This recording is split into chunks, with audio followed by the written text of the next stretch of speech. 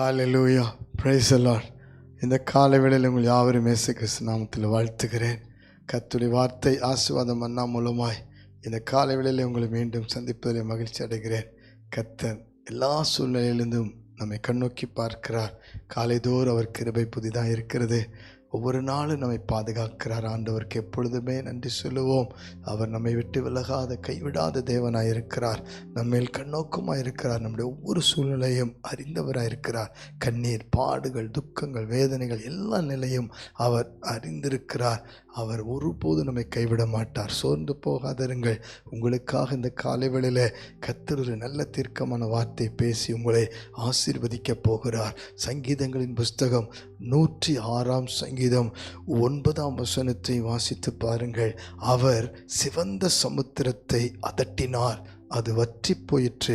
வெட்டாந்தரையில் நடக்கிறது போல அவர்களை ஆழங்களில் நடந்து போக பண்ணினார். அல்லேலூயா, அல்லேலூயா. பிரியமானவர்களே, ஜனங்கள் 430 வருஷம் இஸ்ரவேல் ஜனங்கள் அடிமைப்பட்ட எல்லையிலிருந்து, பார்வோனினுடைய கையிலிருந்து அவர்களை விடுவித்தார். கர்த்தர் அவர்களை வழிநடத்தினார்.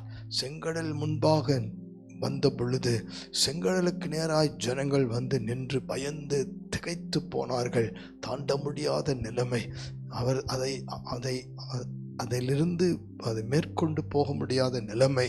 ஆனாலும் கர்த்தர் பாருங்கள், தம்முடைய தாசனாகிய மோசேவை கொண்டு ஒரே இரவிலே கீழ்காற்றை அனுப்பி கர்த்தர் 2 செங்கடலை பிளந்து பிரிந்து போக பண்ணி வெட்டாந்தரையில் நடந்து போவது போல கடலின் ஆழங்களில் நடந்து அவர்களை கடந்து போகச் செய்து அவர்களை வழி நடத்தினார். அல்லேலூயா.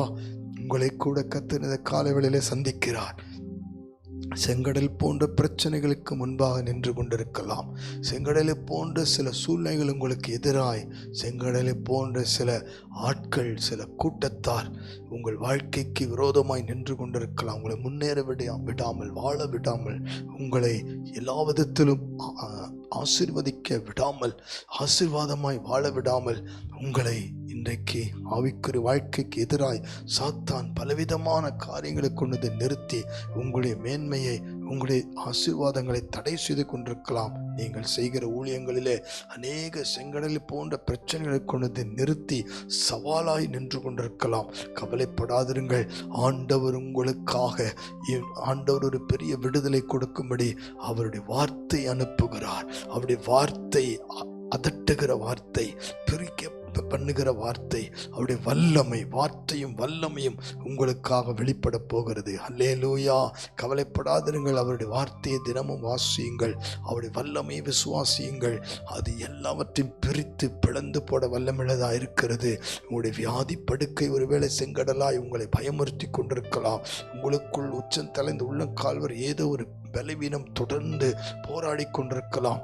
ஒவ்வொரு நாளும் உங்களுக்கு ஒரு விடுதலை இல்லாமல், சுகம் இல்லாமல், வேதனையோடு இருக்கலாம். இப்பொழுது ஜெபிக்க போகிறோம். கர்த்தர் செங்கடலை அதட்டினது போல உங்களுக்கு எதிரான வியாதியை, பலவீனத்தை அதட்டுவார். உங்களுக்கு விரோதமான சாத்தானுடைய திட்டங்களை, உங்கள் பிள்ளைகள் வாழ்க்கையிலே, உங்கள் பிள்ளைகள் மேன்மையை தடை செய்து கொண்டிருக்கிற, குழந்தை பாக்கியத்தை தடை செய்து கொண்டிருக்கிற, ஆவிக்குரிய வாழ்க்கையை தடை செய்து கொண்டிருக்கிற, வேலைகளை, சம்பாத்தியத்தை தடை செய்து கொண்டிருக்கிற, ஜெப வாழ்க்கையை தடை செய்து செங்கடலை போல மூடி இருக்கிறதை கர்த்தர் பிளந்து பிரிந்து போக அவர் வல்லமை அனுப்புவார். ஜெபிக்கலாமா? பரலோக பிதாவே, நீர் இப்பொழுது உமது வல்லமையினாலே ஒவ்வொருவரையும் சந்திக்கும்படி ஜெபிக்கிறேன். யார் யார் இன்றைக்கு பாரத்தோடு ஜெபிக்கிறார்களோ அவர்கள் வாழ்க்கையில் இதுவரைக்கும் கண்ட செங்கடல் எப்படிப்பட்டதாக இருந்தாலும் அந்த சிவந்த சமுத்திரத்தை அதட்டினது போல ஒவ்வொரு குடும்பத்துக்குள்ளும் வல்லமை அனுப்பும். ஒவ்வொரு ஆவி ஆத்தும சரித்துக்குள் வல்லமை அனுப்பும்.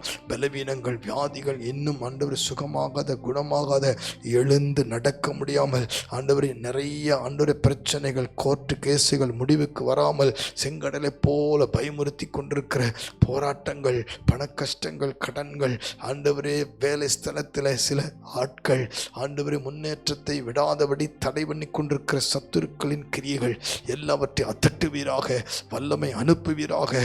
ஆவிக்குரிய வாழ்க்கையிலே போராடுகிற சத்துருவை அதட்டி துரத்துவீராக. பிளந்து போடுவீராக, வழி உண்டாக்குவீராக, வழி நடத்துவீராக. வாலிப பிள்ளைகளை விடுவிப்பீராக, வழி நடத்துவீராக. இப்பொழுது உம்முடைய கரம் ஒவ்வொருவரையும் தொடுவதற்காய் நன்றி. ஒவ்வொரு வாழ்க்கையும் தொடுவதற்காய் நன்றி. ஒவ்வொருடைய சூழ்நிலையை தொடுவதற்காய் நன்றி. வழியே இல்லாத சூழ்நிலைகளில் வழி உண்டாக்கி எல்லா தடைகளை நீக்கி போட்டு கர்த்தர் ஆண்டவரை ஒவ்வொருவரையும் கடந்து போக பண்ணுவீராக, கரம் பிடித்து வழி நடத்துவீராக என்று ஜெபிக்கிறப்பா. இப்பொழுதிலும் உம்மை விசுவாசிக்கட்டும், உம்மை நம்பியிருக்கட்டும். ஒவ்வொருவருடைய வாழ்க்கையிலும் நீரே பெரியவராய் இருந்து நடத்தி செல்லுவீராக என்று ஜெபிக்கிறேன். வழி நடத்துகிற கர்த்தரை நோக்கி பார்த்து ஜெபித்து அர்ப்பணிக்கிறோம். ஒவ்வொருவரையும் கர்த்தர் தொட்டதற்காய் நன்றி.